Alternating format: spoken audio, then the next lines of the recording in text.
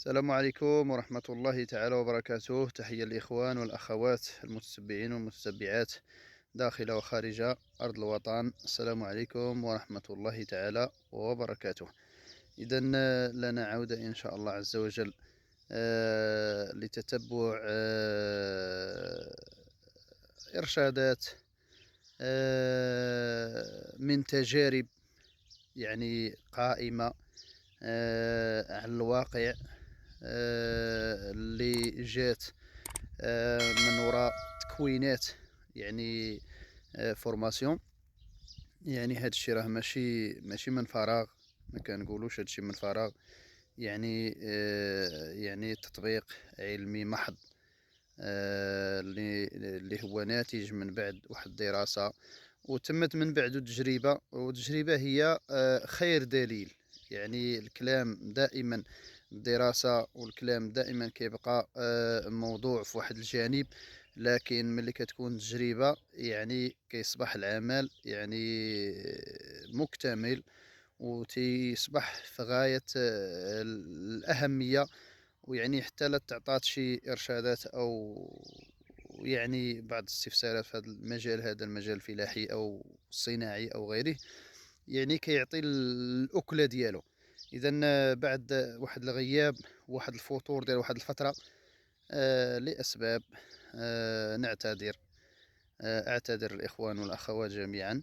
إذا لنكمل على بركة الله، وغيكون الموضوع ديالنا إن شاء الله هو البدايه ديالنا ان شاء الله في هذه اللحظه هذه غادي يكون ان شاء الله في حول الفاصه او البرسيم الحجازي. ثم غادي يكون ان شاء الله حول التين، يعني شجره التين، والتقليم ديالها والتسميد ديالها الى غير ذلك. اذا تتلاحظوا هنايا الفاصه كيف دايره. الفاصه يعني تبارك الله كيف دايره في الانبات ديالها. هاد الفاصة هادي تقريبا وصلت، تقريبا غتكون وصلت لسنة. يعني شو تبارك الله، هادي راها يلاه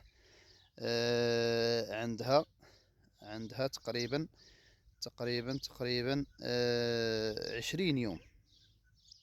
تقريبا 20 يوم، 25، ما بين 20 25، لا يعني على الأكثر 25، يعني ما بين 20 و25 يوم، يعني تقريبا راه جاية المترو.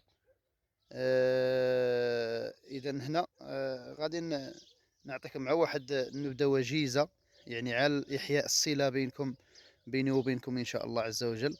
لهاد القطيعه اللي تقطعنا شحال هذه، وحنا ما درت تا فيديو في المجال الفلاحي. اذا غادي نعطيكم واحد النبذه ان شاء الله حتى من بعد، وندير واحد الفيديو باش ما يكونش طويل عليكم. ندير واحد الفيديو اللي نفصلوا فيه جميع المراحل، يعني نعطيكم واحد النبذه، واحد الخلاصه على المراحل اللي كتمر منها التهيئه الى الحصاد ديال الفاصه ان شاء الله تعالى. يعني هذه الاخوان، راه كتشوفوا القصبه راه فيها مترو الصرف، كتشوفوا القصب راه فيه مترو الصرف.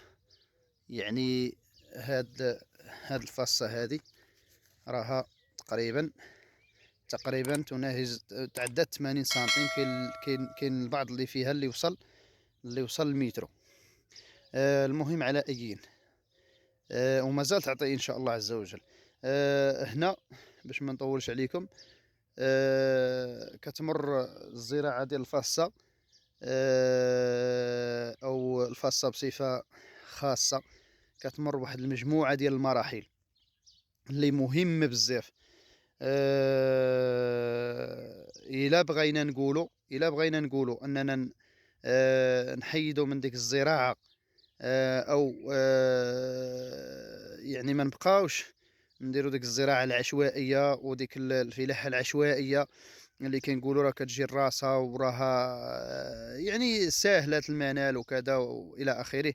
لكن في حين ملي تجي المحصول، كتلقى انسان يعني في الحصاد ديالو حصل في الهكتار على 250 حتى ل 300 بلاصه في الهكتار، في حين كتلقى واحد اخر اللي يعني ما كيوصلش، ما كيتجاوزش 200، يعني 150 170 180 160 200 بالا الا كان يعني الانتاج او السقي يعني ماضب عليه. إذا هنا إلا بغينا واحد الإنتاج، يعني خاصنا واحد مجموعة ديال المراحل اللي نطبّقها باش هاد العائد ديال المحصول ديال الفاصة غادي يرجع ليا أنا بالأفضل لواحد سنين متعددة، يعني كدوم الفاصة حتى ل10 سنين إلا تهليت فيها، تقدر تمشي معاك حتى ل10 سنين وكتر. إذًا هنا باش نمرّوا المراحل إن شاء الله خلاصة باش ما نطوّلش عليكم. يعني هنايا كان يكون عندنا المزير أو الغبار كما كيسميوه، يعني تقريبًا عامة المغاربة. يعني كاين اللي كيقول له مزير، كاين كيقول له غبار. يعني الغبار كيكون ديال الغنم، ديال الغنم من طبيعة الحال، أو ديال الخيل. لأن كاين فرق في الغبار ديال الخيل وفي الغبار ديال الغنم. الغبار ديال الخيل ماشي من ناحية ديال الزريعة ولا ديال الربيع ولا ديال سميتو كينقول لينا الزريعة ديال أعشاب ضارة، لأ. عندنا الغبار ديال الخيل هو كيبقى بالنسبة للتربة كتبقى فكوكة، كتبقى رطبة ما كتقصحش الأرض، عكس الغبار ديال الغنم. أما هما الفوائد ديالهم راهم بحال بحال تقريبًا.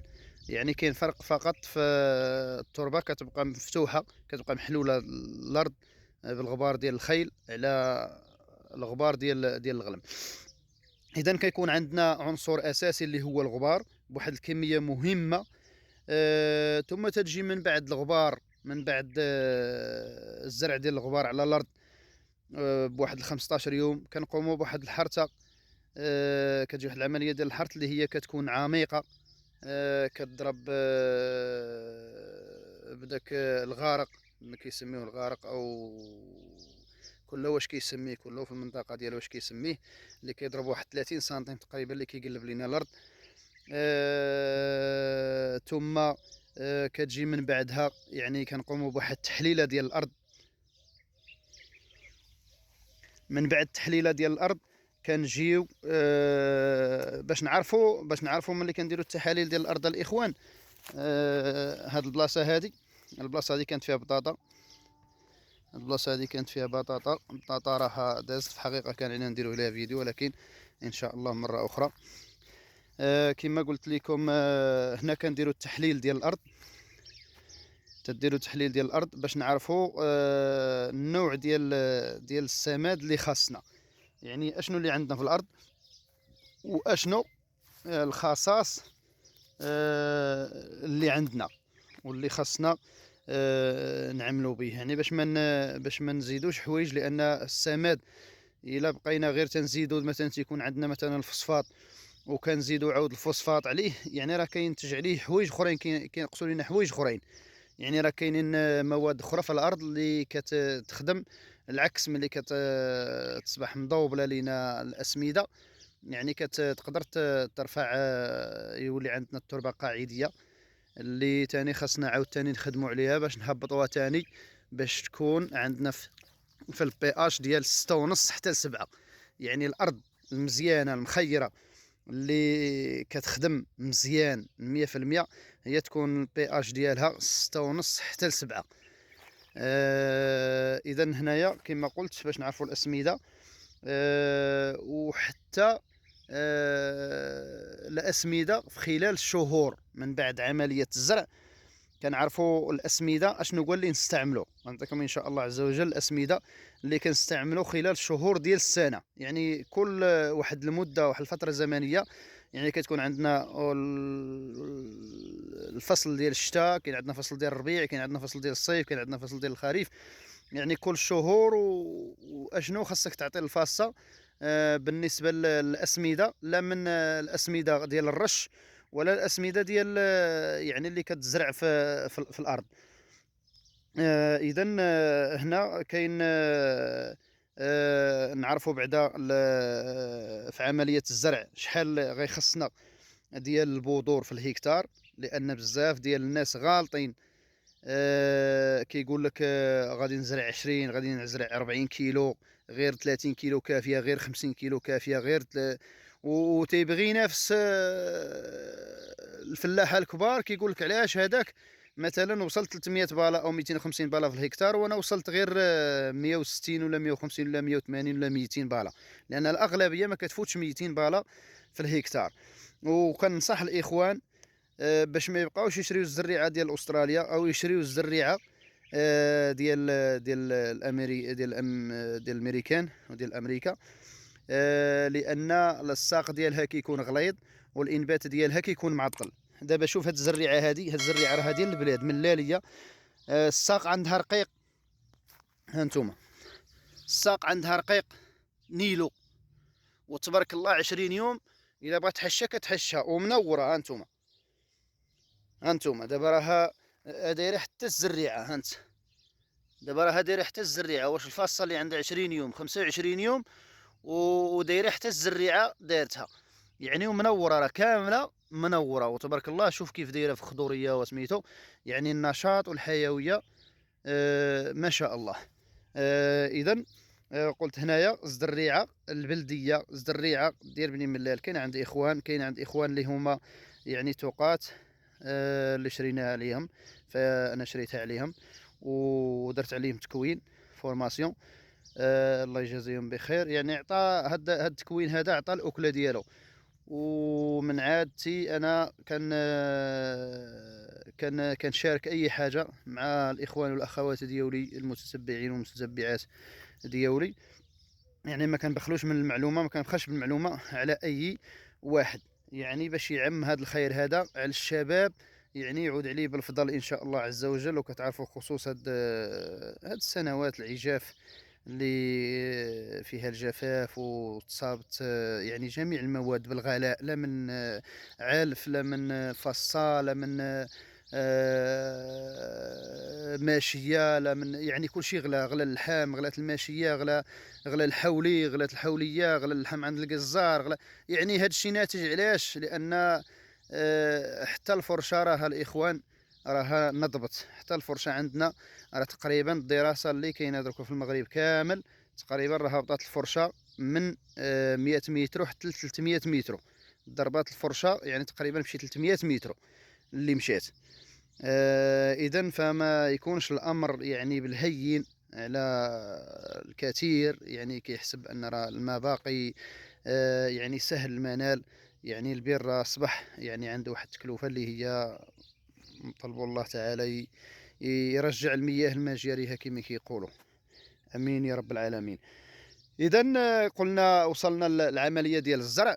اذا العمليه ديال الزرع الاخوان خاصها واحد يكون مختص في الزريعه الاخوان. راه فيه وفيه. يعني نوري لكم الكرموس التين راه جاي تبارك الله ما شاء الله. باش مرحبا بكم اللي بغى ياكل كرموس. قريب ان شاء الله، قريب ان شاء الله الكرموس يوصل باذن الله. خير ان شاء الله. ما كنحرش الكرم ديالي، اللي جا بغى ياكل مرحبا به. هذه نهار زرعت انا الكرم. قلت على انه صدقه جاريه. اللي كيجيو الاخوان اللي كيجيو راهم كيعرفوني. عندي اللي جا كنقول له دخل كول ودي. يعني هذا هو الفضل علاش غرسنا هذا الخير هذا، هذه البركه هذه ان شاء الله تعالى. اذا قلت بالنسبه للزريعه الاخوان والاخوات، الزريع كيخصها واحد مختص، ما يغركش انك تقول لا وسميتو يعني دفع الفلوس تلقى الفلوس. يعني الا خسرت واحد القدر ديال سميتو كانت عارف راسك قادر، عندك المال كافي سواء بالتنقيط سواء بالغمر سواء بالرش، يعني ما تغركش هاد الامور كامله اللي قلنا. يعني من البدايه حتى للنهايه، حتى حاجه ما تخلي فيها. وراه غادي ان شاء الله عز وجل راه ملي غادي تحصد راه كي تيقولوا من جد وجد ومن زرع حصد. يعني الا اجتهدت راه غيكون لك ان شاء الله الخير وغادي يرجع لك يعني بالمنفعه. يعني وغادي ترحم لينا الوالدين ديالنا كما حنا كنقولوا. الله يرحم من علمنا حتى حنا ومن قرانا ووراني هاد الفضل هذا ان شاء الله اللي كنوريو لكم ان شاء الله. حنا درنا فورماسيون يعني بالفلوس، تكوننا بالفلوس، والمعلومه كنوصلوها لكم يعني مجانا. يعني نطلبوا الله تعالى يجازينا وراه الجزاء ما تينقصش، راه اللي عمل اللي وريتو شي حسنه وكيعمل بها راك تدي معاه حسنه. يعني وهكذا الصدقه الجاريه، يعني هكذا يعني العلم راه ينتفع به. يعني راه تيقول لك إذا مات ابن آدم انقضى عمله إلا من ثلاث، يعني صدقة جارية، وولد يدعو له بالخير، وعلم ينتفع به. إذا هذا هو القصد، وهذا هو الفضل إن شاء الله تعالى علينا وعليكم إن شاء الله جميعا. إذا الاحترافية في الزرع، خاص اللي يزرع عليكم خاص يكون محترف باش يجي داكشي مساوي مقاد مقاد. ثم تنجيو هنايا من بعد كيكون عندنا الادويه. كاين واحد المجموعه ديال الادويه اللي كتبدا من السماد. كاينه ادويه ديال الرش اللي هي سماد، عباره عن سماد اللي كنعطيوها للورقه، اللي كتستافد بها الورقه مباشره. وتقريبا الاخوان راه جربت هاد ديال الرش تقريبا يومين الفاصه عبرتها. تزادت فيها تقريبا 30 حتى 40 سنتيم في يومين. 30 حتى 40 سنتيم في يومين بهاد السماد ديال الرش. يعني كيتزاد الطول ديال النص ديال الطول ديالها يعني خلال يومين. اذا تبارك الله الا رشيتها في نهار ووصلات في يومين والفاصه منوره، يعني الفاصه ملي كتنور راه يعني ما كتبقى محتاجه والو. يعني كتحتاج شنو؟ هي الحش مباشره. يعني غادي يجي من بعد نفسر لكم علاش النواره وعلاش الانسان ما يحش الفاصه حتى تنور. يعني راه كاين الاخوان تيديروا اخطاء، يعني كيشوف فاصه طوالت وما منوراش وكيحشها، كيدير واحد الخطا كبير بزاف اللي غادي تعرفوه من بعد. يعني اخطاء كترتب، يعني اللي كتجي عندك المنتوج ديال القادم من وراء الحشه الاخرى الا كانت ما منوراش كيجي عندك فاشل. واخا ما عرفتيش دير كيجي عندك فاشل طايح النيفو ديالو حتى الارض. اذا لهذا غادي ردوا البال، وان شاء الله عز وجل غادي نشرح لكم مزيان هاد الامور هذه باش الانسان يدير واحد الورقه والستيلو. فما بانت لك شي نقطه، فما بانت لك شي نقيطه مهمه سطر عليها وخيدها عندك. فما بانت لك شي نقطه، وهاد المراحل اللي قلت لكم كل يدير واحد الورقه والستيلو ويبقى يقيد المراحل، يعني باش ما تفوتوا حتى حاجه. وان شاء الله غادي تردوا البال وجربوا بواحد الطريف تاع الفاصه، وان شاء الله غادي تردوا عليا وغادي تقولوا لي الله يرحم لك الوالدين. يعني راه كتروج واحد المجموعه ديال الفيديوهات ديال سميتو ديال على هذا المنتوج ديال الفاصه او البرسيم الحجازي، ولكن ما كيقولوش كل شيء، كيحاولوا يغطيو. يعني كيقولك ها الفاصه مزيانه، ها التيو هكذا ولكن لي سكري باش تطلع داك المنتوج ويجي بحال ما هكذا وكيبان لك خضر ويبان لك بحال ما هكذا طالع والفاصه منوره وهي لا عندها 20 يوم، ما يمكنش يقول لك. يعني ما كيقولش لك، كيحاول يبقى يغطي داك الشيء باش تكون عنده، ولا باش سبحان الله يعلم الله داك الشيء ما في قلوبهم. حنا من يظهر لنا خيرا احببناه عليه، ومن اظهر لنا شرا ابغضناه عليه. هادشي اللي كاين الاخوان.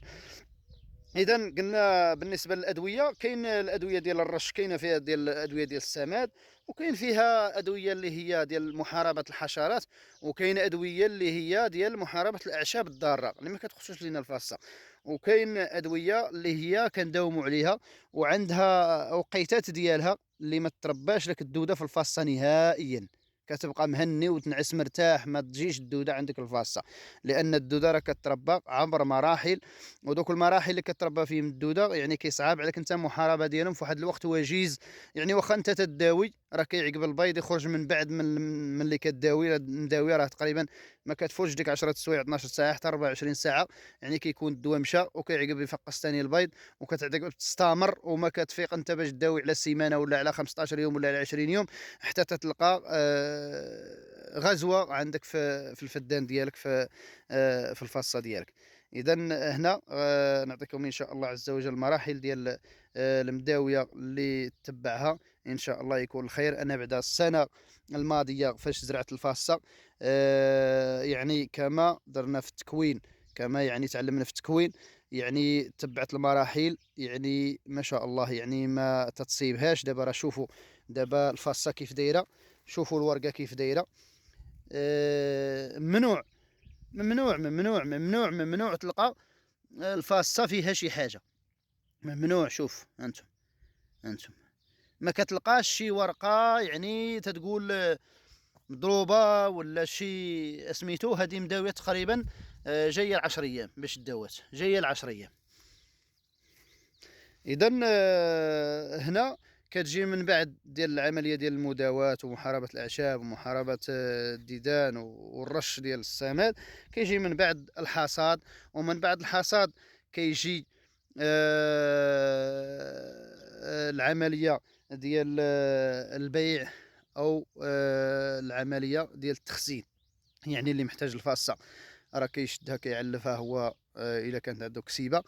إلا ما كانش عندو الكسيبة وكان الثمن مرضي، بغا يبيع يبيع، بغا يخزن شغلو هذاك. إذا ما بقى ليا إلا نودعكم، وفي لقاء قريب إن شاء الله عاجل سأوافيكم إن شاء الله بشرح يعني توضيحي، ولو يكون مجزأ إن شاء الله. في انتظار لقائي بكم مرة أخرى.